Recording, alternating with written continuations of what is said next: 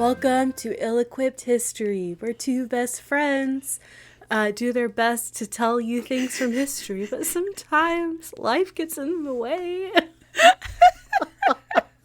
Sometimes Morgan is sick, yeah. All the time. It's constant. I'm never not sick. It's always something viral. It's always, every time I go to the doctor and I'm like, hey, I feel like death. They'll do all the tests and they're like, it's something viral. Here's some cough syrup. That also was happening when I had to literally have an inhaler. They're like, oh, it's something viral. And then it turned to bronchitis. And they're like, well, here's an inhaler. Keep drinking cough syrup.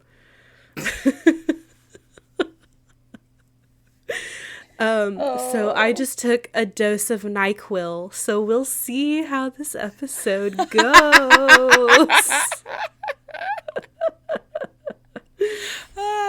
How are you, Emily? I'm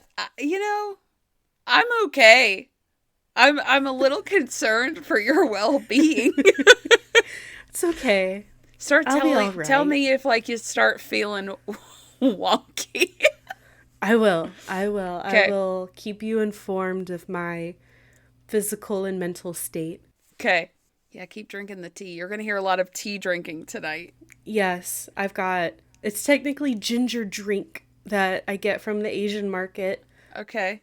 And I've got my honey lemon cough drops right next to me too.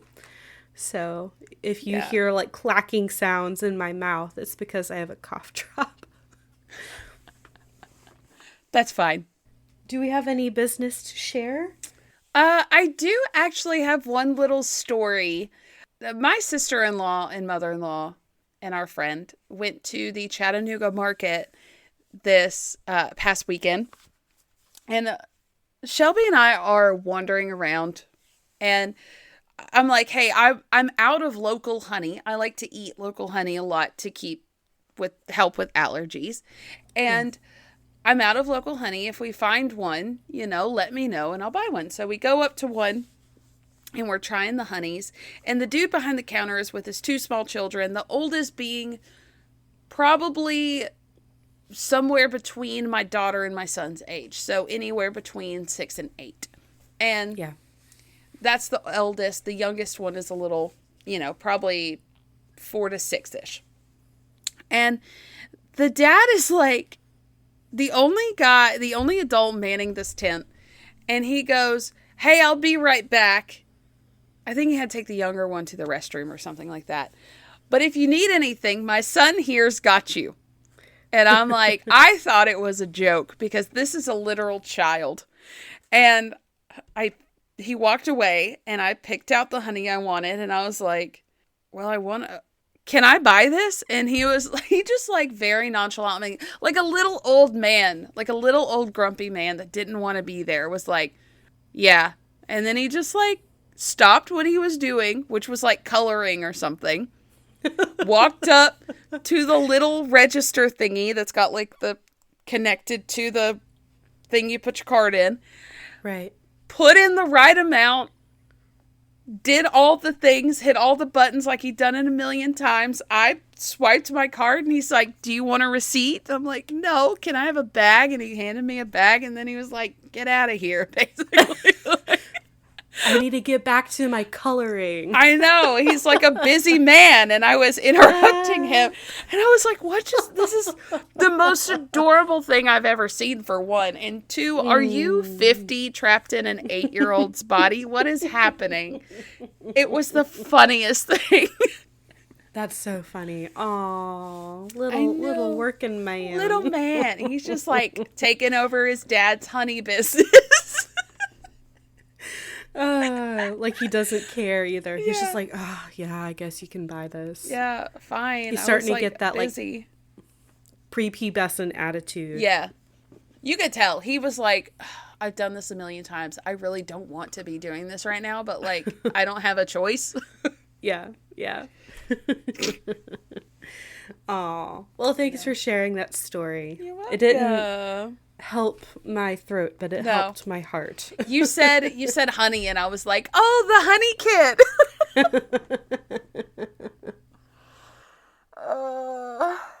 Do you have anything fun to share? I had a craft night sleepover this Ooh.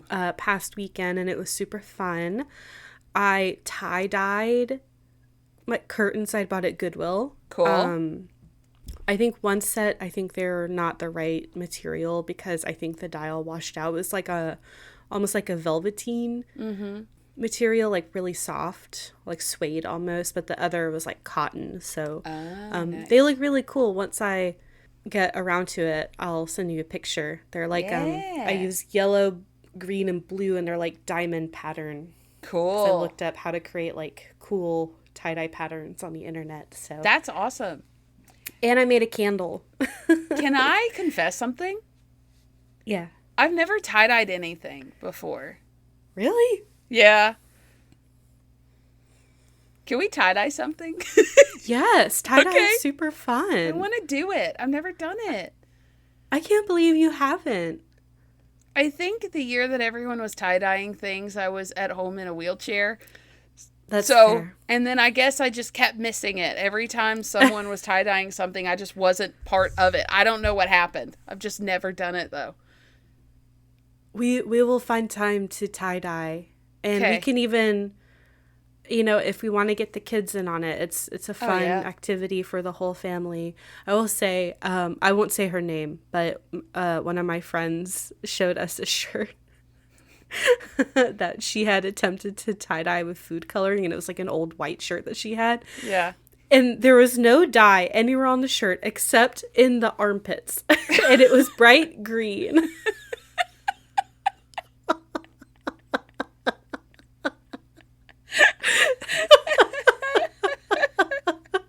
Like, you know how you'll get like yellow stains like from your deodorant? That's the only place the dye stuck, and we all Green laughed. sweat And it was very funny. stains. I know. I did say I would rather they be green than yellow. Yes. Oh my God, that's hilarious. Yeah, and I made a candle for the first time. Yay. And it looks janky, but it smells good. Hey, that's the most important part. It smells good. Yeah, we were living our best craft night lives. I love that so much. I want a craft night. Oh, we'll have a craft night. Okay. Very good.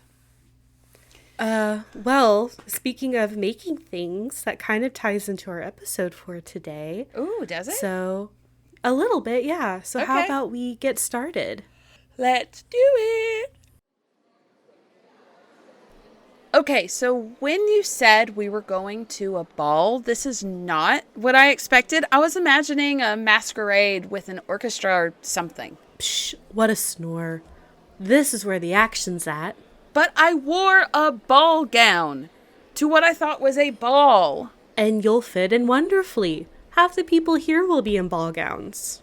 Okay, where have you taken me? I see ball gowns, I see suits, I see feathers and glitter. What is this place? We're at a ball. You're about to see the best show you've ever seen. The friends find their seats. After a few minutes, the performers begin walking the floor. Wait, this is a drag show? Why didn't you just say so? It's not just a drag show. We're at a ballroom show. We're about to see the most amazing performers. The performers begin voguing to the beat of the music. Wow, this is amazing. These queens are taking my breath away. See what I mean? It's more than just a show. It's an experience. I love drag shows. I do too. Emileigh, do you know what we're talking about today? No! We are going to be talking about the history of drag and ballroom culture. Okay. Fun. I know. I'm so excited. I got inspired a few weeks ago. I saw a couple videos of people voguing, and I was like, I know this has its history in drag, but I don't know how. And so I started looking more into it, and I learned a lot about it, and I want to tell you all about it because it's super interesting. Okay, yeah, let's hear about it. Yeah. I watched a documentary called Paris is Burning that came out in 1991. I'm sure a lot of people have seen it. I heard about it a few years ago. I just hadn't gotten around to watching it yet. It was very culturally relevant at the time. Okay. It became like world renowned, and it really shed a light onto ballroom culture specifically. Yeah. Because it's a very, I don't want to say niche, but it's a sort of niche aspect of drag, but also a very important part of drag. I do want to say the Paris is Burning documentary, it was so fascinating, so interesting, so eye-opening, and the end will hit you like a truck. So just be prepared. The end of the documentary has a very, very tragic part in where someone who was interviewed in the documentary is later murdered. Oh, God. So I won't be talking about that person in this episode because they were just in the documentary to like kind of talk about. But I will say their name. They were known as Venus Extravaganza. So if you do watch that, just understand that that was a tragic part of this scene as well. Yeah.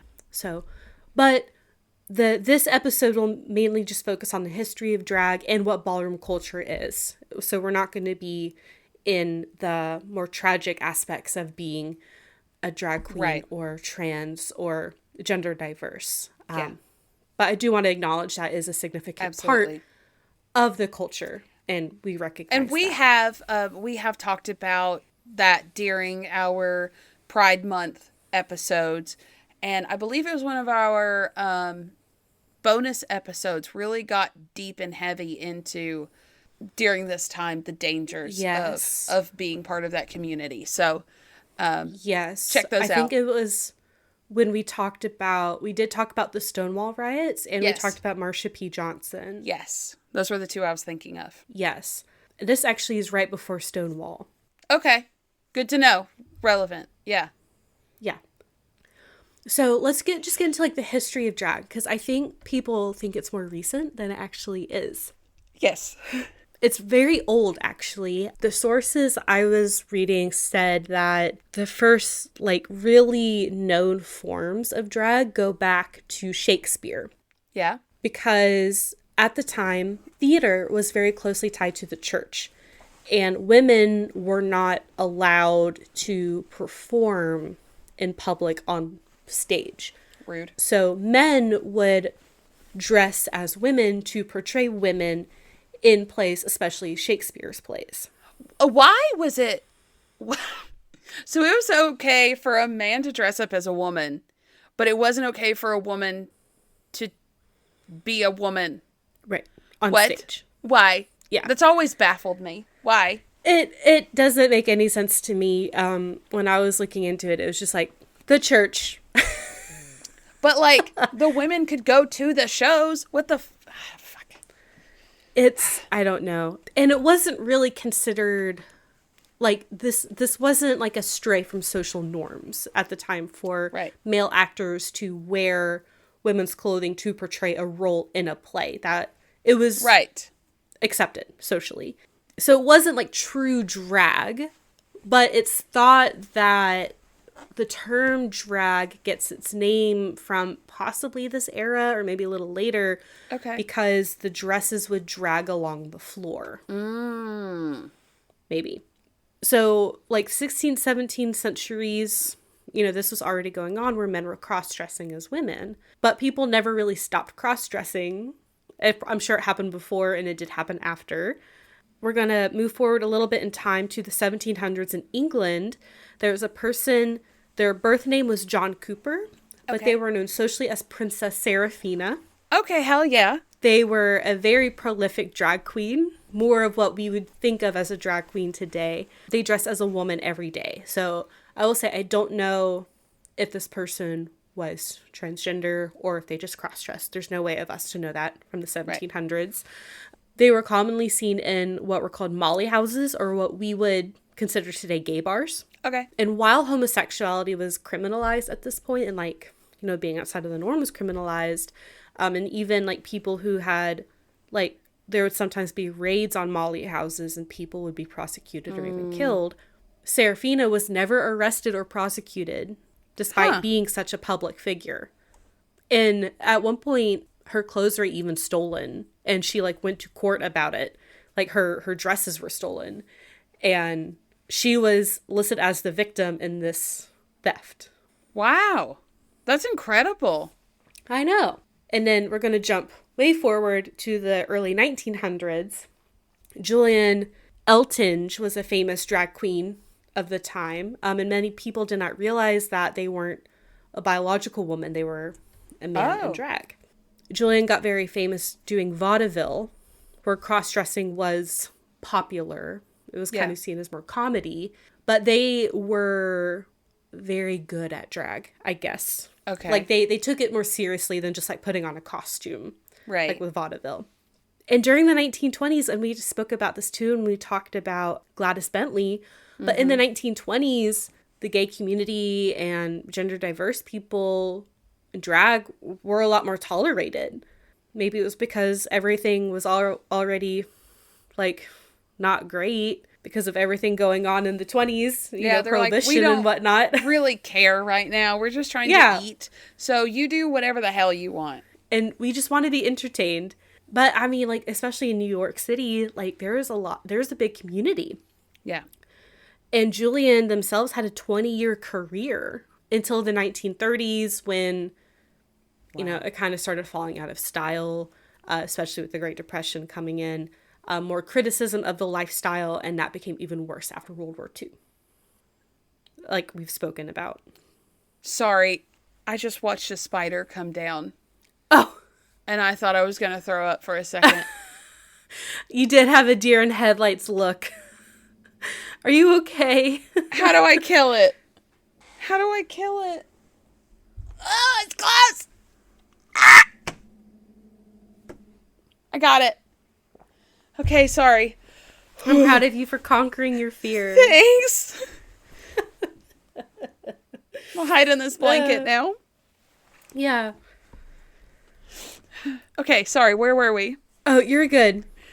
So the earliest roots of ballroom culture specifically go back to before the Civil War in the United States, where enslaved black people would spoof white slaveholders at balls with exaggerated dances. So it was kind of like their way of empowering themselves while they were enslaved. It didn't die! I saw your face. Motherfucker. Okay. So the slaves were making fun of the white people. Yes. Right? Okay. I'm here for that. Yes. They deserve it. Yeah. And in the 1860s, the Hamilton Lodge No. 7 in Harlem began hosting the annual Oddfellow Ball, which was a drag show. Really? Yeah. It was a drag show and charity gala. In 1886, it was called the Event of the Season. Whoa. And in 1929, thousands of people were turned away from the doors because they literally could not fit that many people in the lodge. And in 1936, 8,000 people attended the Oddfellows Ball. Wow. So, I mean, there was an audience for it. Is it still going on? I don't think so. Damn. But there's so many other drag shows and balls going on that, like, there's plenty. Yeah. Langston Hughes, who we mentioned in Gladys Bentley's episode, he said the drag shows, the ballroom shows, were, quote, the strangest and gaudiest of Harlem's spectacles. Males in flowing gowns and feathered headdresses, and females in tuxedos and box-back suits. I love it. Me too. What a vibe. And it was really, like, these were spaces for gender non-conforming people to come together, regardless of their sexuality, their gender identity, their race, what they looked like. Again, Gladys Bentley thrived, and she was a fat black woman. Yeah. Incredible. And she was beloved. She really was. Beloved by me as well. So. Yes, same here. Drag balls started becoming more popular in the 1890s. A man named George Chauncey said the largest and most significant collective events of gay society in the early 1900s were these, like, shows and balls. And another part of where they come from, they were kind of a play on debutante balls. Okay. That were very popular at the time. And in the source I read, this is where we get the term coming out. Because when a woman was presented at her debutante ball, she was coming out to her peers. Yes. And so these ballroom events were kind of spoofs of that. Oh. So that's where the term coming out came from. I love that it was stolen from the debutante. Love it. So in the 1920s, drag performances were primarily white. Black drag artists were expected to lighten their skin tone if they even wanted to perform. Oh. Because despite everything, there is still a lot of racism, unfortunately. What the fuck? In 1937, the district attorney of New York City shut down the Hamilton Lodge Ball. So no more Oddfellow Ball. Damn. But drag pageants continued regardless. Yeah. So now we're going to skip forward quite a bit and talk about a person named Crystal LaBeija. Okay. So in the 1960s, black and white drag queens both competed. There was a lot of integration, but white women seemed to have an edge because black performers were, or just people of color, were expected to lighten their skin tone with makeup. Crystal LaBeija was a black trans woman and drag queen who competed in shows. She became very famous for her artistry and her walk in the 1960s. She was known for like her extravagant fur coats and fur accessories. Very glamorous. Very glam. Yes, she looks glamorous. So glam. She won the title of Miss Manhattan one year and would continue to compete in very high-end drag pageants. So she was like becoming famous into her own. On February 13th, 1967, Crystal competed in the Miss All-America Camp Beauty Contest at the New York City Town Hall. Mm-hmm. She came in 4th place, which she thought was bullshit. Oh.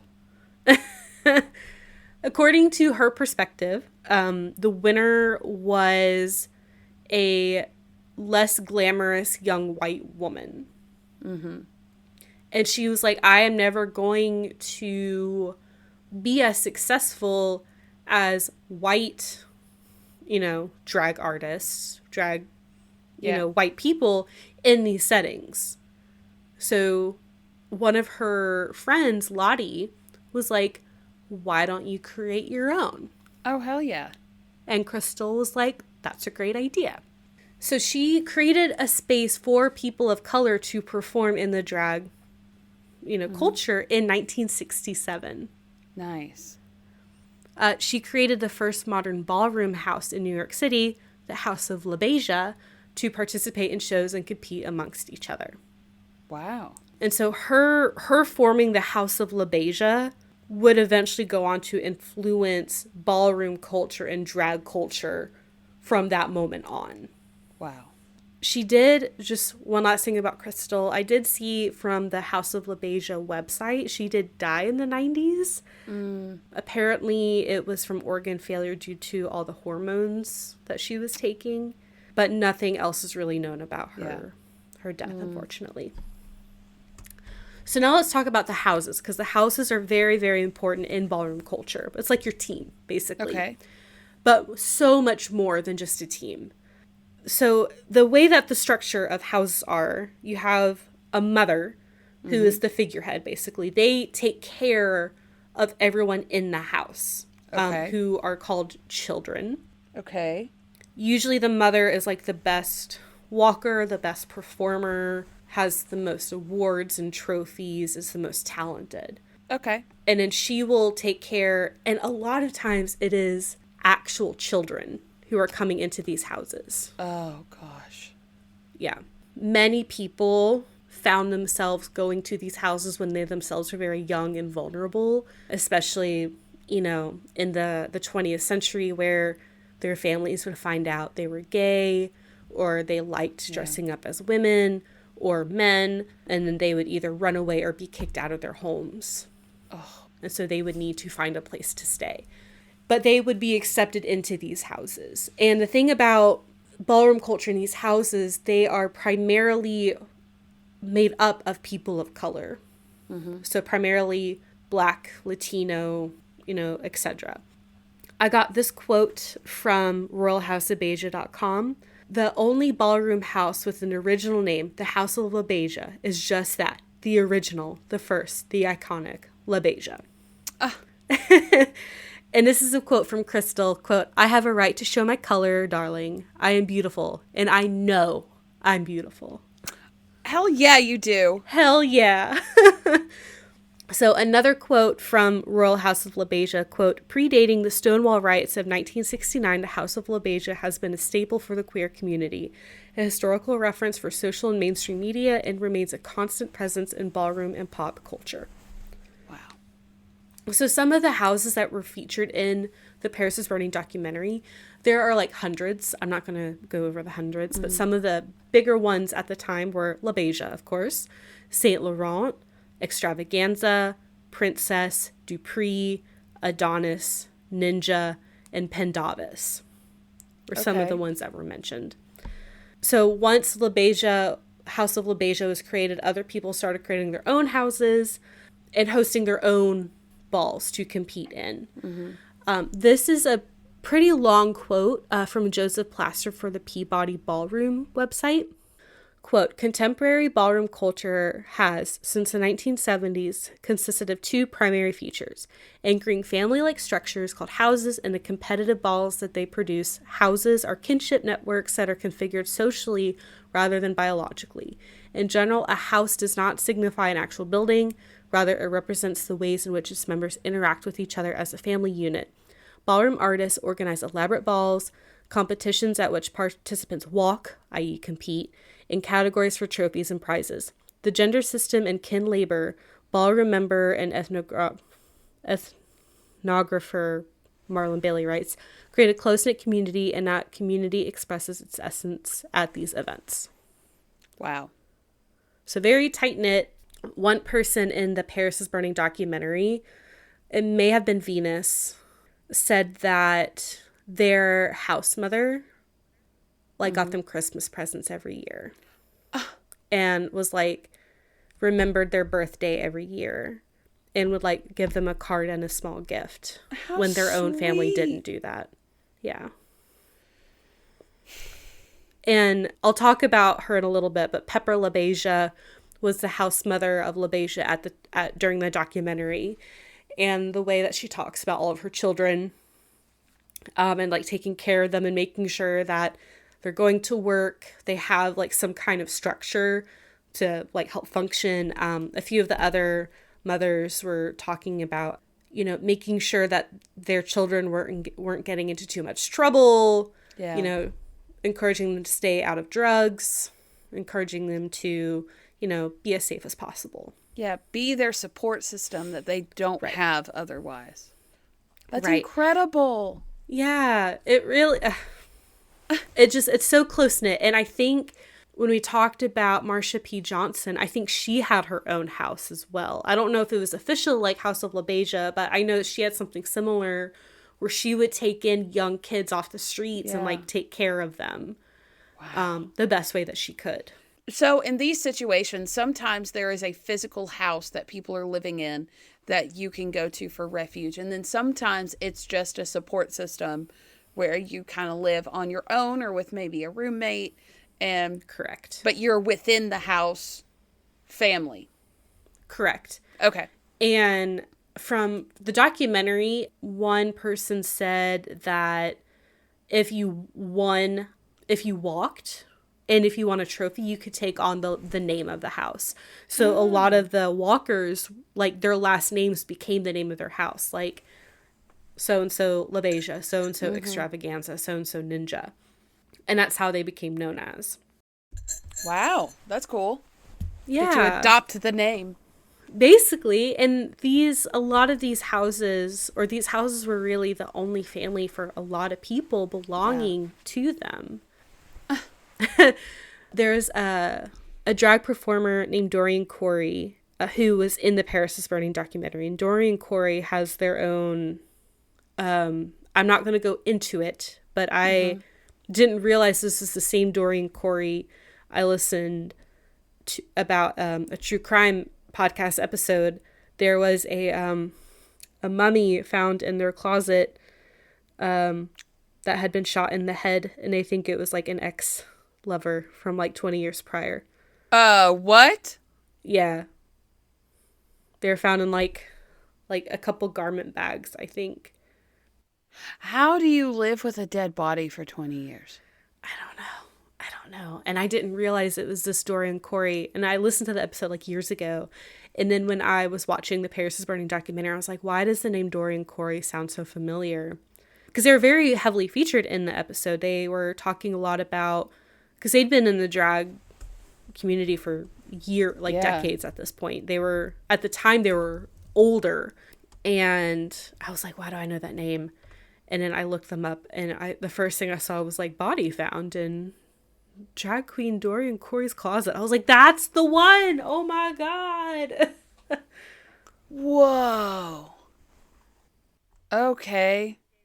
I don't think they were, I think Dorian passed away before the body was found. I think like when they had died, people were like going through her apartment and they found it. So she was never convicted, tried for it or anything. Yeah.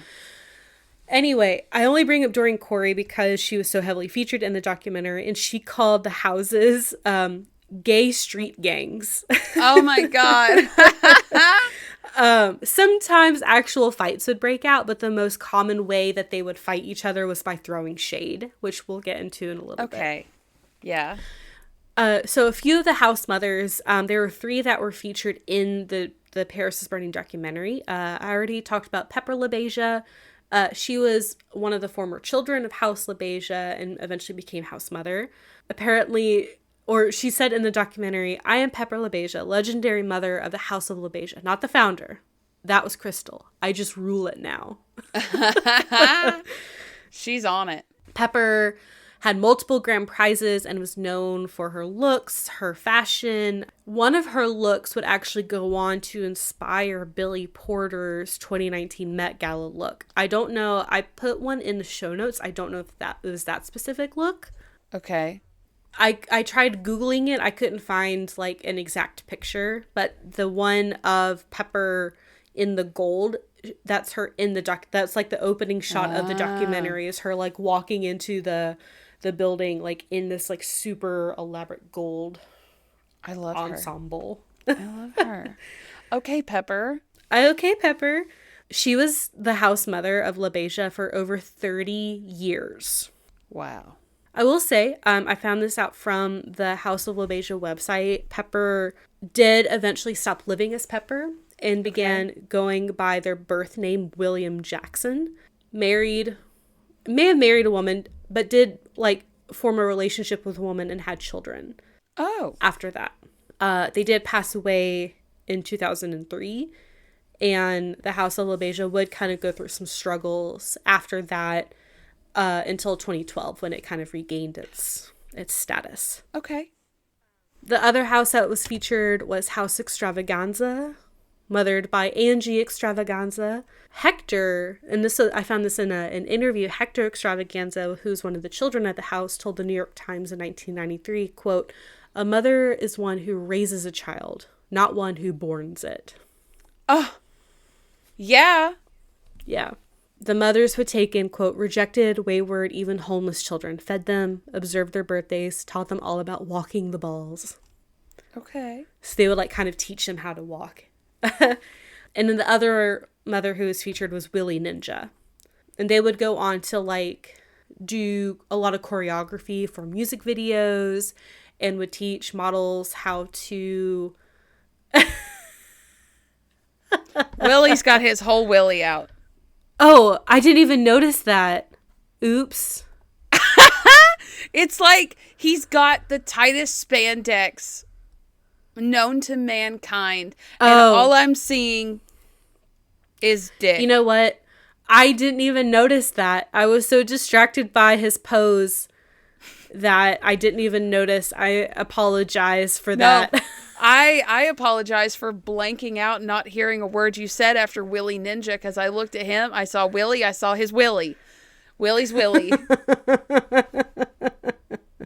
A whole dick. Well, I apologize. That's okay. Yeah, that's a very skin tight outfit. I apologize. I don't know what it says about me that I immediately saw dick. I don't know. Sorry, guys, about that. You're good. All you have to do is look at the pictures. So, and I was just like copy pasting things. Like it was like this. It was tiny when I was copy pasting it. It zoomed in here.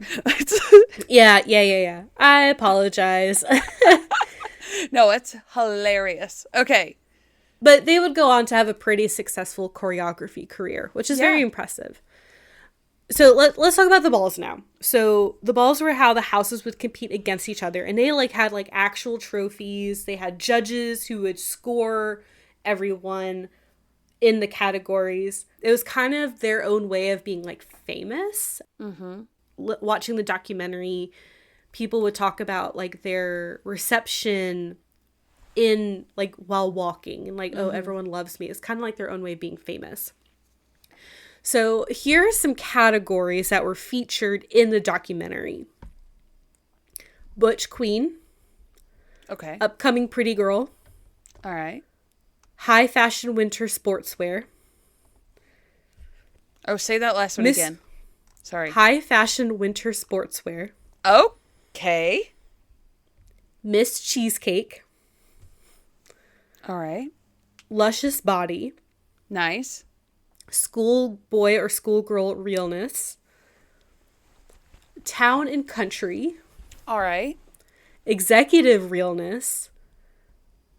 High fashion Parisian. Military parade. High fashion evening wear. Whoa. And then just realness in general, and we'll talk about realness. These are so many categories. I had no idea. And these were just the ones that were like said in the documentary. Like I was watching it and then it would say next category, like town and country. And I would type that. And then there was also one where it was, I guess it was more like military realness, but it was people in like actual military uniforms, like walking in their like dress uniforms. Huh. The major ballroom scenes were in Chicago, Atlanta, Charlotte, North Carolina, oddly enough, Los Angeles, Baltimore, Berlin, London, and Paris.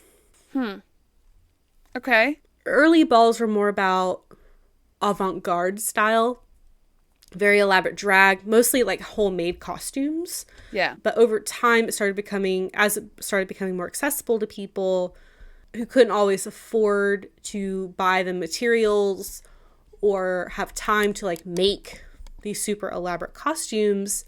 They would either just purchase designer clothing or they would engage in what was called mopping or just shoplifting. Oh, okay. It was like a whole subset where these young people, because like to be very successful in the ballroom, you had to have like something designer. You couldn't just have like a homemade thing. You had to be luxe. You had to be glamorous. But that shit's expensive. And a lot of these people like didn't even have a house. Yeah. So they got very good at stealing designer clothing. Mm-hmm. Many of the drag queens were also sex workers. Yeah. Like I said, they didn't really have a lot. And while I was watching, I just wanted to mention this. The AIDS epidemic was still going on during like the time of the documentary because it was filmed in the late 80s. And so that was just something else that they had to keep an eye on and be careful about. But the people who competed was very, very diverse. You know, as far as like racially, most of the people that were featured in the documentary are Black or Latino or a person of color, you know, biracial. But you had gay men, you had trans women, you had some straight men competing, you had women competing or trans men competing, you know, so there was a lot of diversity in like gender and sexual orientation and expression. Right. Now we're going to talk a little bit about voguing. Okay. So that started becoming a category. According to David DePino, who's a DJ during this time, at the Footsteps Club on 2nd Avenue and 14th Street, some drag queens were throwing shade at each other. And Paris Dupree, who's a very, well-known drag queen, I think she's who the documentary is named after. Okay. Paris is Burning. She apparently, during the show, she opened a Vogue magazine to where, a model was striking a pose, and then she struck the pose. And then she would flip to a different page and then strike a pose. And she just kept doing that. And people were like, oh my God, this is amazing. So then another queen started doing it to Paris. And it was kind of like a pose battle. Okay. And then it just started catching on because people loved it so much. I love that. I was wondering where that even came from. And that's why it's called voguing, is because it's from Vogue magazine model poses. Ah. That makes a lot of sense. Voguing is where Madonna got her song, Vogue. Yeah. And the dance moves are from ballroom voguing. Cool. Yeah. So voguing is basically a dance battle for poses. With poses.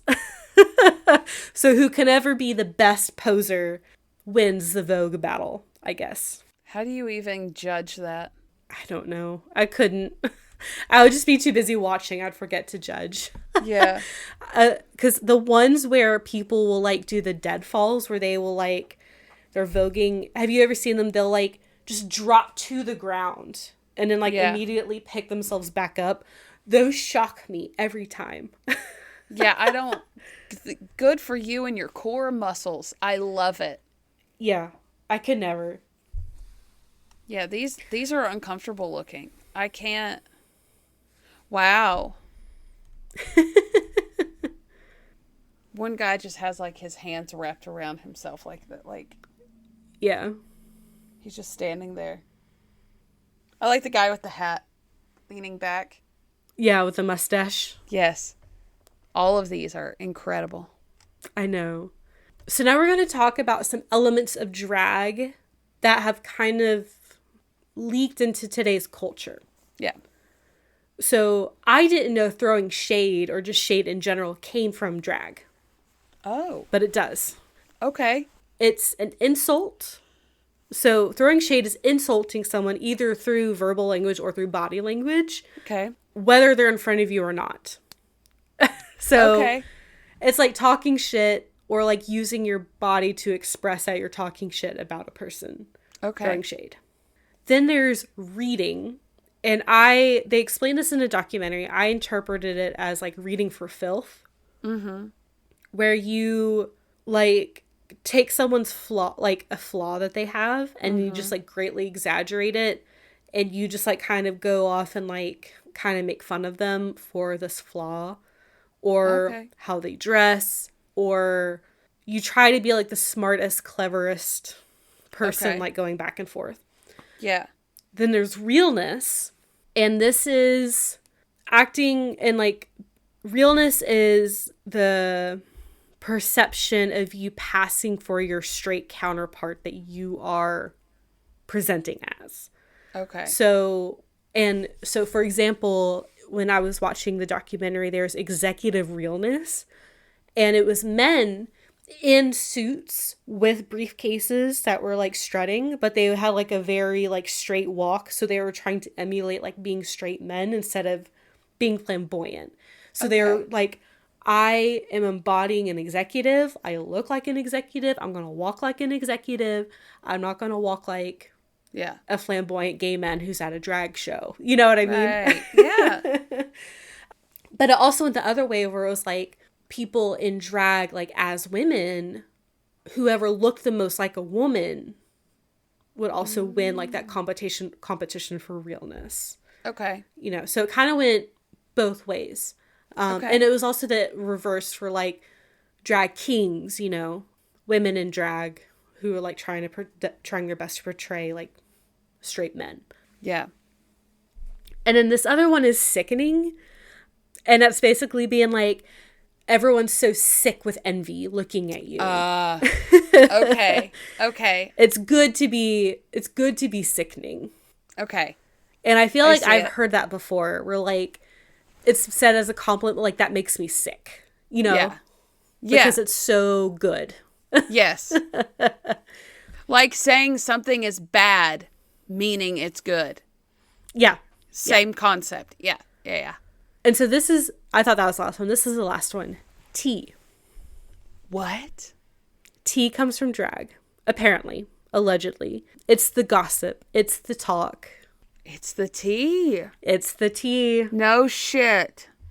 Yeah. Wow. Comes from drag. So we owe a lot of our colloquialisms to drag. Thanks, drag. Yes. So I've just got like one tiny little part left and then we're all done. Obviously Okay. drag shows and ballroom culture is still very prevalent today. Yes. It definitely started becoming a lot more mainstream in the 90s when RuPaul began taking off in popularity. Yeah. Especially, you know, Drag Race has come out, has really put drag like in the public consciousness. It's no longer underground like it used to be in the 80s and 90s. Yeah. And then there's the show Pose, which goes into ballroom culture specifically. Okay. And that was referenced a lot. I haven't watched Pose, but it was referenced a lot in my research and how it references and portrays ballroom culture.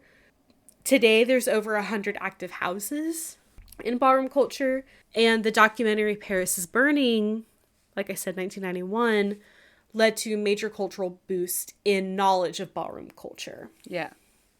Because it was released, Jennie Livingston is the director. And this was filmed they worked on this documentary for like 7 years. It took a very long time to create and they kept there's like a lot of problems with funding and Yeah. it was just kind of a mess. But when it released, like it was a worldwide phenomenon, Wow. which is really cool. And that's what I have on drag and ballroom culture. I loved this. I was not expecting it. I needed to do something happy. I know, God. I love it. I love this picture of RuPaul that you put in here from 1989. And I love that the queen beside him is named Miss Demeanor. I know. Also, who is that stunning lady next to them? Because, I my don't gosh. know. Their name wasn't in the caption, but Ugh. she has the most like intense gaze. Yeah, she's You're right. She's Wow. stunning. stunning. Also, RuPaul's got legs for days. I know. I could never. So many legs.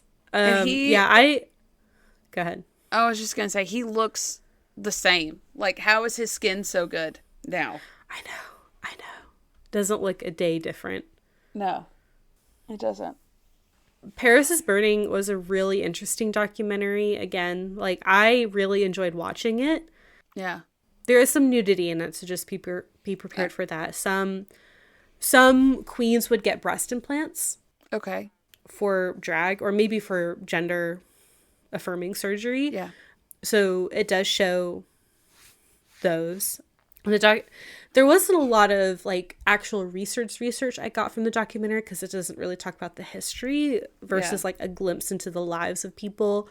But there were several people who like had gotten like sexual reassignment surgery or like were wanting to get that. So like were fully living their lives as women. There was one, Octavia Saint Laurent was a drag queen and a trans woman who actually like entered like this contest for like America's Next Supermodel and stuff. Oh. And it didn't say if she won or not. But she went to like sign up. But there are also like thousands of women there, so Right. yeah, a super, super interesting documentary. A look into the lives of these people. This is so cool. Yeah. They're just having a time. I know. I love the cover of the documentary. Yeah, I do too. It says, having a ball, wish you were here. The guy in the pink is like... That's Willy Ninja. Oh, is it? Mm-hmm. Well, I know what's under that pink suit. Got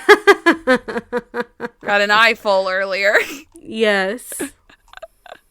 Oh, it is Willy Ninja. I can tell that's Dory and Corey right there. Yes. Yes. Oof. Which is wild that this movie came out in 91, and I looked it up. She died in 93. Oh, so right after. So, in this picture, she has a dead body in her closet. Yep. And she's just living her life. Yeah.